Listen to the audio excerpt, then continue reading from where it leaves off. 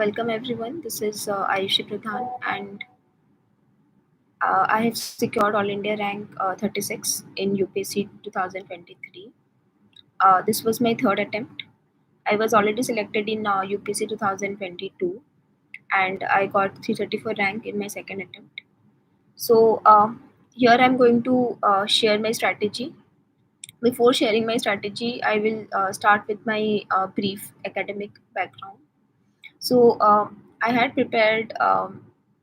Like initially I thought I should become a doctor, so I had taken medical coaching in my 12th class, but I could not clear medical by a few margin. Then I switched to engineering, so I took computer science engineering as my graduation subject. In 2019 I passed out, and for 1 year I had worked in the tech sector, uh, but somehow I got attracted towards administrative service, and then I resigned from my job in 2020 during the corona period. And since then I have started my preparation. So the first thing which I did was I enrolled in online course to get my concepts of GS clear, and then I uh, I I skimmed through the syllabus of few optionals, and then finally I decided to take anthropology as my optional. So just a second.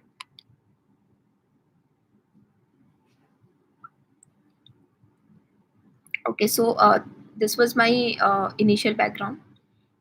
In 2021, I gave my first attempt. I cleared prelims. I cleared mains also in 2021, but I could not clear my I could not find my name in the final list because of my low score in anthropology. So 21, I could not clear this exam. Just after 4 days, I had my prelims. Somehow I was upset. I was crying, but somehow I managed myself, and I again appeared for the prelims in 2022. So there I cleared my prelims again. I cleared my mains. I cleared my interview, but somehow my rank was 334. So this rank was not sufficient to find my to become an IS officer. So though I was slight happy, but I was not actually happy because when I started my preparation, I always dreamt of being an IS officer. So again, I reappeared with all my left courage and strengths. For 23, I gave a 100 percentage, and somehow this time I cleared with All India rank 36. So this is a brief background about me. So now I will just talk about my strategy of prelims, of mains, and interview. So for prelims, my focus was on and the basic material of quality was Lakshmikant, and for economy I watched Munal sir videos. Percentage. After this, coming to history, my focus was more towards modern history. For that, output ratio in these two subjects are not that great because you have to read a lot of things. But in actual exam, you get very few questions from ancient and medieval. Regarding the next subject, that is science and environment, these were very dynamic. I read PMF IS book for my environment part, and for science there is one book by Ravi sir of MC Grow publications. So that I read. So for that, my static part became very much strong in these two subjects also. And then for current affairs, I read around 2 to 3 sources for science and environment, be it PT 365 and for MIS depends her classes. So like that, I did 2 to 3 coaching notes, and I assembled my notes for science and environment. For prelims, I did practice a lot of test series.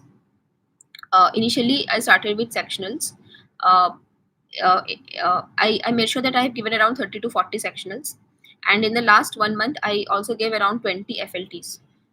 Whatever mistake I used to make, um, I used to make sure that I'm analyzing those mistakes. I'm going back to that subject. I'm going back to that topic.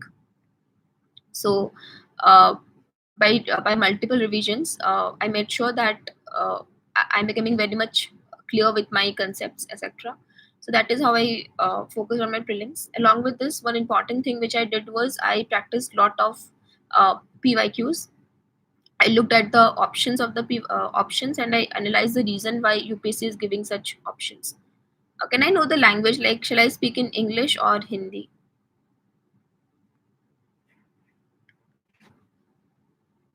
और you should be bilingual. ठीक है, मैं हिंदी में बात करती हूँ।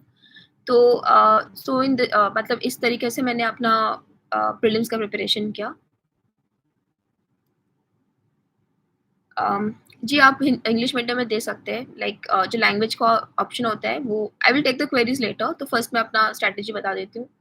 तो इस तरीके से मैंने प्रीलिम्स का प्रिपरेशन किया, जो जिसमें मतलब मेरा मेन फोकस वाज़ कि मैं कम रिसोर्स पढूँ लेकिन उसको मल्टीपल टाइम में रिविज़न करूँ और बहुत सारा टेस्ट सीरीज़ में प्रैक्टिस करूँ। जिससे कि मुझे जो लॉजिकल एलिमिनेशन टेक्निक्स है, वो सब सही से मुझे समझ आ जाए।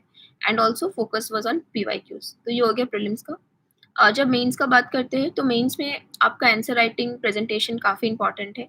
मेंस में आपको थोड़ा-सा आपका जो यूनिक डायमेंशन है, वो आपको रिफ्लेक्ट होना चाहिए। तो इसके लिए आपके पास खुद के नोट्स होने चाहिए। नॉट एक्ज़ैक्टली नोट्स में आपको जो बेसिक पार्ट है वो नहीं लिखना है, वो आप क कोई भी आप कोचिंग मटेरियल उठा लो, वहाँ से आप बेसिक चीज़ें पढ़ लो। लेकिन आपके पास ये नोट्स होना चाहिए कि आप ये टॉपिक में आप क्या यूनिक चीज़ लिखोगे। आप उसमें कौन से एग्ज़ाम्पल्स यूनिक डालोगे, आप उसमें कौन से केस स्टडीज़ यूनिक डालोगे, आप उसमें कौन से फैक्ट्स यूनिक डालोगे, आप उसको कैसे लिंक करोगे करंट अफेयर्स के साथ। तो इस वे में आपको अपने मेंस का नोट्स रेडी रखना चाहिए। और मेंस में भी आपको बहुत सारे टेस्ट सीरीज़ प्रैक्टिस करना होगा, क्योंकि उससे आपका जो राइटिंग स्किल है वो बढ़ेगा, आपका टाइम मैनेजमेंट बढ़ेगा और प्रेज़ेंटेशन भी आपका बढ़ेगा। तो मेंस में प्रेज़ेंटेशन भी काफ़ी इम्पोर्टेंट है। मैंने इस अटेम्प्ट में प्रेज़ेंटेशन पे मैंने काफ़ी काम किया था। अ, पहले तो क्वेश्चन को समझना होता है, उसको 1 सेकंड में आपको स्ट्रक्चरिंग करना होता है। एंड देन क्वेश्चन को आपको ब्रेक डाउन करना पड़ता है इनटू 3 टू 4 पार्ट्स। जो क्वेश्चन के मेजर डिमांड है उसको एड्रेस करने के लिए मैं मेक श्योर करती थी कि मैं सब हेडिंग्स दूँ और उस सब हेडिंग्स को मैं बॉक्सिंग करती थी। उसके बाद जो इम्पोर्टेंट पॉइंट्स हैं और जो मुझे लगता है कि बहुत इम्पोर्टेंट एग्ज़ामिनर का नज़र उससे नहीं हटना चाहिए, तो उसको मैं अंडरलाइन भी करती थी। और जो इम्पोर्टेंट केस स्टडीज़ वग़ैरह हो उसको मैं बॉक्सिंग करती थी, तो इससे मेरा आंसर्स काफ़ी ज़्यादा मतलब सुंदर लगते थे और एग्ज़ामिनर को ईज़ी होता था टू रीड थ्रू। उसके अलावा कुछ-कुछ टॉपिक्स थे जिसके लिए मैंने फ्लो चार्ट्स और डायग्राम्स भी बनाए रखे थे। जैसे प्रेशर ग्रुप हो गया, केएसएचजी हो गया, तो आई हैड रेडीमेड डायग्राम्स और अगर उस पे कोई भी क्वेश्चन्स आ जाए, तो मैं उस डायग्राम को वहाँ पे बना देती थी। तो इससे आपका मतलब आपका आंसर्स कॉपी दूसरों से थोड़ा डिफरेंशिएट हो जाता है एंड आपको मेबी 0.5 टू 1 मार्क्स ज़्यादा मिल जाता है। So in this way you will stand in the competition, क्योंकि बहुत ज़्यादा कॉम्पिटिशन रहता है। तो ये मेंस का हो गया। मेंस में आपको 2 सब्जेक्ट्स हैं जैसे कि एथिक्स और एसे, इस पे बहुत ज़्यादा फ़ोकस करना है, क्योंकि इसमें आप मेहनत कम करोगे लेकिन मार्क्स आपको बहुत ज़्यादा मिल जाएगा। तो एसे के लिए मैंने बहुत सारे एसे इस बार प्रैक्टिस किए हुए थे। मैंने एसे का जो आजकल फिलोसॉफिकल एसे आते हैं, तो उसके लिए आपको जीएस को ही लिंक करना पड़ता है, बट इन अ फिलोसॉफिकल वे। तो उसके लिए मैंने काफ़ी ज़्यादा प्रैक्टिस किया था, काफ़ी ज़्यादा टेस्ट सीरीज़ लगाया था। मैंने उसके स्ट्रक्चरिंग पे काम किया था। मेरे पास रेडीमेड एनेक्डोट्स थे। और मैंने चैट जीपीटी का भी हेल्प लिया था टू स्ट्रक्चर माय एसे। तो जो यूपीएससी के प्रीवियस ईयर क्वेश्चन्स है फ्रॉम द लास्ट 10 इयर्स, उसमें से जो एसे टॉपिक्स आया था मैंने उस पे ब्रेनस्टॉर्मिंग किया था।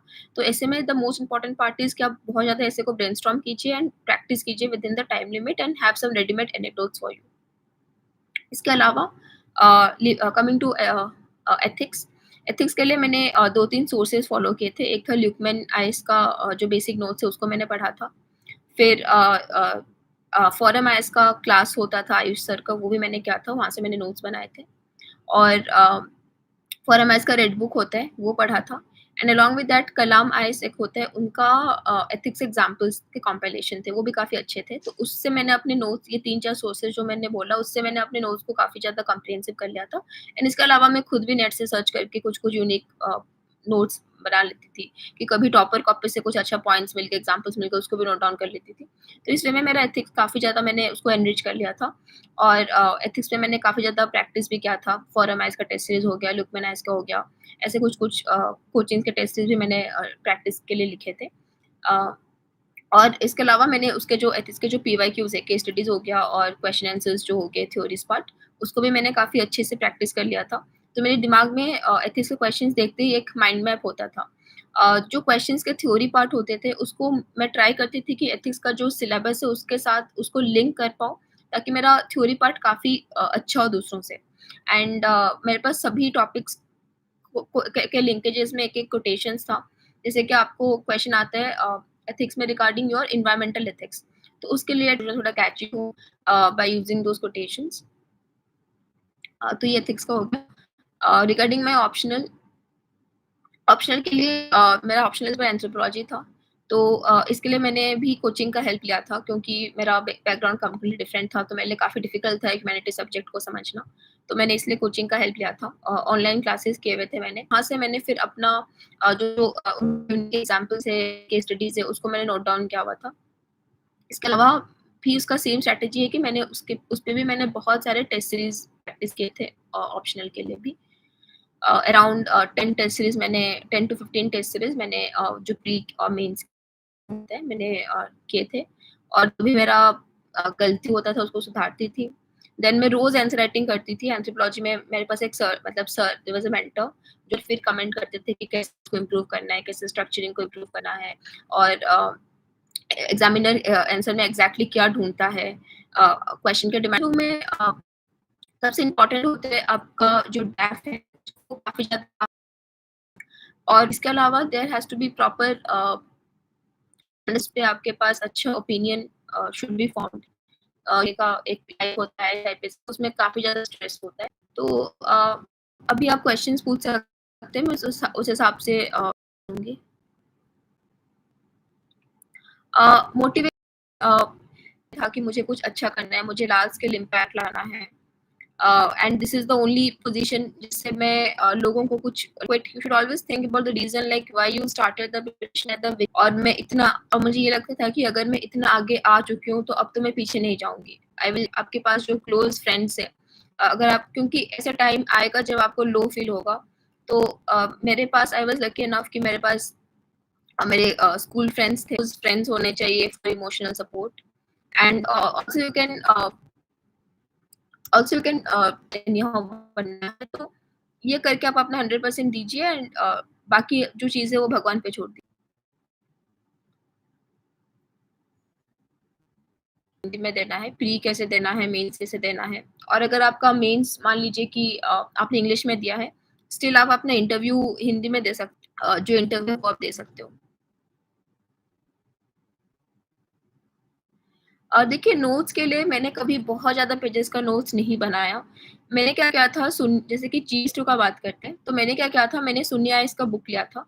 तो वहाँ पे उनके पास जीएस2 का हर पेजेज़ का नोट्स था एंड जो-जो मुझे इम्पोर्टेंट लगा था मैंने उसको हाइलाइट कर लिया था बुक से। तो मेरे पास ऐसे सभी टॉपिक्स के जो इनिशियल नोट्स थे वो मैं नहीं बनाई थी। मैंने क्या बनाया था जो बस वैलिडेशन इंग्लिश चीज़ है ना, उसका मैंने नोट्स बनाया था। जो मुझे रेडिली मार्केट में नहीं मिलता था, उस चीज़ का नोट्स बनाया था। क्योंकि ज़्यादा नोट्स बनाने से आपका टाइम वेस्ट होगा एंड आप एट द एंड मोमेंट उसको रिवाइज़ भी नहीं कर पाओगे। आपको याद रखना है कि आपके पास बहुत ही अच्छे पॉइंट्स होने चाहिए इन अ वेरी क्रिस्प फॉर्मेट जो आप लास्ट 1 वीक में रिवाइज़ कर पाओ। तो आपके नोट्स उस फॉर्मेट में होने चाहिए। आपको बहुत बल्की नोट्स बनाने का कोई ज़रूरत नहीं है, क्योंकि बहुत सारे कोचिंग्स हैं लाइक ओनली आईएएस का भी आ जाता है बुकलेट एंड शून्य आईएएस का आता है। ऐसे बहुत सारे कोचिंग्स हैं, जिसमें आपको रेडीमेड नोट्स मिल जाएँगे। तो आप उसको किसी एक को पिक कर लीजिए। बाकी आप अपना जो यूनिक पॉइंट्स है, जो आपका फैक्ट्स है, केस स्टडीज़ है, टॉपिक वाइज़ उसका नोट्स बनाइए। तो मैंने यही पैटर्न किया था। मेरा टेलीग्राम चैनल भी है। तो जब मैं घर जाऊँगी I will share my like notes like मैंने कैसे क्या किया था। ऑप्शनल चूज़ करने के लिए आपको अपना बैकग्राउंड देखना है। अगर आप जैसे कि मेरा कंप्यूटर साइंस था लेकिन कुछ वो नहीं था like computer science optional available नहीं था। तो पहले आप अपना बैकग्राउंड देखिए, अगर बैकग्राउंड के साथ आपका मैच कर रहा है ना, अगर आपका बैकग्राउंड स्ट्रॉन्ग है, इकोनॉमी है तो इकोनॉमी ले लीजिए उस हिसाब से। उसके बाद आप ये देखिए कि उसका सिलेबस कितना है, आपके पास कितना टाइम है। अगर आपके पास कम टाइम है, देन आप बड़ा ऑप्शनल नहीं ले सकते हो, then you have to stick to a smaller optional. So anthro was comparatively small सही रिसोर्सेज़ है या नहीं। Optionals like socio and in optional. तो ये देखिए, 4th आप उसका सिलेबस को मेजर पार्ट आता है, फिजिकल एंड आपको लेना होगा। योजना योजना मैंने जब प्रिपरेशन सो मच मैगज़ीन्स तो मैंने नहीं पढ़ा था। जब मैं फ्री होती थी न्यूज़पेपर सिर्फ़ और सिर्फ़ मैं इंटरव्यू के लिए मैंने पढ़ा था। प्री मेंस के लिए I mostly relied on current affairs जो आपके मैगज़ीन्स होते हैं। आपके मेंस के कीवर्ड है उसको आप सर्च कर लो गूगल पे एंड उसमें अपनी आप जो न्यूज़ है उसमें तो ऐसे एग्जामिनर को लगेगा कि आप करंट अफेयर्स के टच में भी हो, लेकिन आपको ज़्यादा इसके लिए रोज़ न्यूज़पेपर पढ़ने का ज़रूरत नहीं है। तो आप स्मार्ट वर्क कीजिए। हिंदी मीडियम टफ नहीं है, आपको हिंदी मीडियम में भी अच्छे रैंक आ रहे हैं, मतलब गाइडेंस भी है। अ, लेकिन वही है कि मतलब हिंदी मीडियम में आपके पास टॉपर्स कम होते हैं, रिसोर्सेज़ कम होते हैं, इंग्लिश का ज़्यादा अवेलेबल है। But I think UPSC is a very transparent body, वो सभी मतलब हिंदी, इंग्लिश सभी को दे गिव इक्वल चांस। तो ऐसे टफ या ईज़ी नहीं है, दोनों ही equally complete GS first along with optional हो जाए और जीएस भी कंप्लीट हो जाए। लेकिन फिर भी मेरा इतना स्ट्रॉन्ग नहीं हो पाया था फर्स्ट अटेम्प्ट में। तो आपका स्ट्रेटजी 3 मंथ्स में आपको जीएस या मेंस के लिए नहीं, तो मेरा मार्क्स ऑप्शनल में काफ़ी कम हो गया। एंड होता ये था कि I was getting stuck in UPSC cycle, मतलब रिजल्ट आएगा, उसके स्टक इन यूपीएससी साइकिल। हमेशा मुझे लगता था कि इंस्टेड ऑफ 1 साल मैंने हमेशा बहुत ही मतलब हड़बड़ी में एग्ज़ाम दीजिए, ताकि आप यूपीएससी साइकिल में बार-बार स्टक ना हों। देखिए आपका जो आपने उस टाइम पे मेहनत नहीं किया था, इसलिए उस टाइम पे आपका मार्क्स उतना नहीं पड़ता है। अगर आप अपना 100% दोगे, तो में ये नहीं होना चाहिए कि मेरा पहले कम स्कोर था। तो आपका वो माइंडसेट पे डिपेंड करता है सब कुछ। मैं अपना GS notes I have my Telegram channel. आप आंसर को फ्रेम करने के लिए पहले आप क्वेश्चन को समझ लिंक कौन-सा पार्ट से क्वेश्चन पूछा गया है, एंड देन आप उसको धीरे-धीरे आप उसको स्ट्रक्चर कीजिए। जैसे कि मान लीजिए क्वेश्चन पूछा है, तो आप उसपे लिखिए कि कैसे अच्छे से फंक्शन करे, दोनों साइड पे लिखना है। तो आप प्रैक्टिस करते रहिए, आपको ईज़िली चीज़ को खुद पे इम्प्लीमेंट करना है। इंटरव्यू एक्सपीरियंस मेरा इस बार तो ठीक था, क्योंकि मुझे ओडिशा के ऊपर पूछे थे। अ रिवीजन स्ट्रैटेजी मेरा यही था जो मैंने आपको बताया कि टेस्ट सीरीज़ मैं बहुत सारा देती थी, और जहाँ मुझे लगता था कि मेरा मिस मत कीजिए, बल्कि आप उसपे हाइलाइट कर दीजिए, जो भी आपको लगे कि इम्पोर्टेंट हो। नोट्स में आप जितना हो पाए आप फैक्ट्स, केस स्टडीज़, एग्ज़ाम्पल्स ज़रूर ऐड कीजिए कि टॉपर्स कौन रह चुके हैं एंड इन डिफेंस स्टडीज़ 22 में। तो मैंने उसके बाद में क्योंकि मेंस इज़ द रैंक, तो प्रीलिम्स आप लास्ट 3 टू 4 मंथ्स 100% दीजिए। उसके पहले आपका जो मेन वर्क है, इंटरव्यू में definitely your dress they do matter, definitely आपको दिखने लग जाएगा। कोचिंग डिपेंड करता है, आजकल आपको बहुत सारे रिसोर्सेज़ मिल जाएगा फ्रीली। मेरा सिंस बैकग्राउंड बिल्कुल भी आपको बहुत ज़्यादा रिसोर्सेज़ है, आपको समझ नहीं आता आपको क्या करना है, सो कोचिंग इज़ जस्ट 10%, 90% आपको खुद ही देना है। तो 10% में ऑप्शनल आप पहले खुद से शुरू कर लिया था ऑप्शनल का, और प्री टू मेंस के बीच तो आपको जॉइन करना ही करना है टेस्ट सीरीज़। तो अगर आप जितना जल्दी जॉइन कर पाओगे उतना अच्छा है टेस्ट सीरीज़, क्योंकि मैंने भी प्रिपरेशन के जस्ट ऑप्शनल और इसके जीएस के लाइक आई रिमेंबर्ड कि आप अपना 100% दे दीजिए, अगर उसके बाद भी आपका नहीं हो रहा है सिलेक्शन, उसके बाद ही आप प्लान बी का सोचिए, गिव योर 100%, क्योंकि हमें खुद पता होता है कि हमारा पोटेंशियल क्या है। डेली का शेड्यूल ये होता था कि मैं सुबह जल्दी उठ जाती थी। मेरे केस में ये होता था कि मुझे सुबह काफ़ी ज़्यादा चीज़ें याद रहती थी, और मैंने ये देखा भी है कि रात से ज़्यादा सुबह आपको ज़्यादा याद रहता है। तो मैं अराउंड 4 टू 5 ओ क्लॉक में बहुत जल्दी उठ जाती थी, और फिर मैं नहाती थी, और फिर मैं मेडिटेशन करती थी, फिर मैं पढ़ने बैठ जाती थी। मैं सुबह उठ के ऑप्शनल को रिवाइज़ करती थी और उसको पढ़ती थी। उसके मैं थोड़ा न्यूज़पेपर देख लिया, थोड़ा करंट अफेयर्स देख लिया, थोड़ा वीडियो देख लिया। तो वैसे करते-करते मैं पढ़ती थी। दिन में मेरा एक था, लेकिन जो मैंने टारगेट डिसाइड किया है खुद के लिए, उसको कंप्लीट कर लीजिए, उसका नोट्स रेडी रख लीजिए। उसका टे तो विदिन मैक्सिमम 6 मंथ्स लेके आप ऑप्शनल को अच्छे से रेडी रख लीजिए पहले, एंड अलोंग विथ ऑप्शनल आप जीएस को भी साथ-साथ कीजिए। अब 9 मंथ्स में आप चीज़ों को एक साथ कीजिए। आप अपना फाउंडेशन को स्ट्रॉन्ग कीजिए जीएस का। मैं आपको प्रीलिम्स के जो क्वेश्चन्स है उसको प्रैक्टिस कीजिए।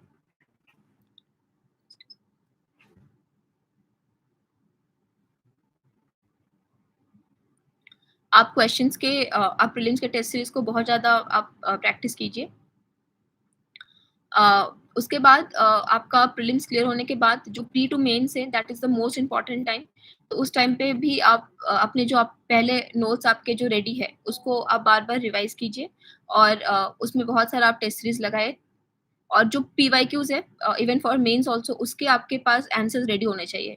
आप उसको एक बार, अगर आप सब कुछ प्रैक्टिस नहीं कर पा रहे हो, इट्स ओके, लेकिन आपके पास उसका ब्रेनस्टॉर्मिंग होना चाहिए, आपके पास उसका माइंड मैप होना चाहिए। अगर आपको क्वेश्चन रिपीट हो रहा है, उसको देख के आपको पता होना चाहिए कि ये पॉइंट्स होने चाहिए।